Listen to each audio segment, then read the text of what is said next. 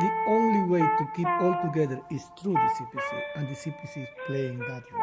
So I have no doubt that that China will continue on that path and achieve its goals.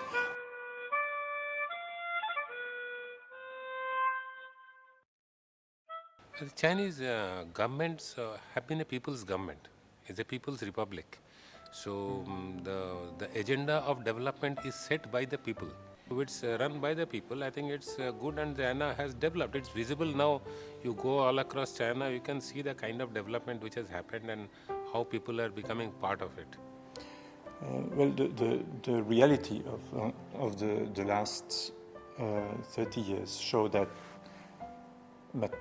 the development is real and is really all encompassing. So I have no doubt that China will continue on that path and achieve its goals. Of course, every country, my country and China, have challenges to meet, and they can be obstacles on the path to development and the achievement of the goals. But I trust that the Chinese government will overcome those challenges and reach its goals. When I was here in the 90s, another big country in Asia fall apart and divided in many nations. And I was talking with one professor, and he told me that will never happen in China, because the unity goes around the CPC, and the people have a confidence on the CPC. The importance of the CPC therefore has to be related to the existence and to the purpose of the Chinese policy. You cannot see China without the existence of one spirit, one power that keep the whole country united.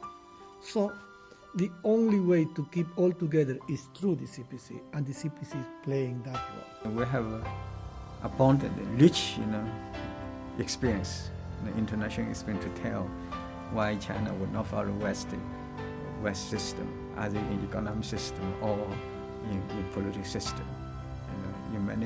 In other parts of the world, for example, like Middle East, the U.S. under the Bush government, the U.S. carried out the Greater Middle East plan to promote the Western type of democracy there, right?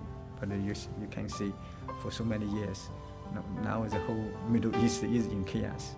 We don't expect all the Middle East will come up in the next 10 to even 30 years, even longer time, right? Also in other parts of the world, Africa, Latin America, because Western type of democracy does not work there, right? It does not work there. So I don't think China will follow, because China is a civilization state, has a rich history. So China, I don't, because also early on, in modern China time, Dr. Xing Zhongshan used to try to practice Western type of a parliamentary system, but that was a failure. That led to the failure of the parliamentary system, led to warlordism for such a long period. China. So for many generations of Chinese, they still have this memory, right? So I don't think and even with very high pressure from the West, China will practice that, because particularly since the open door reform, China has found its own way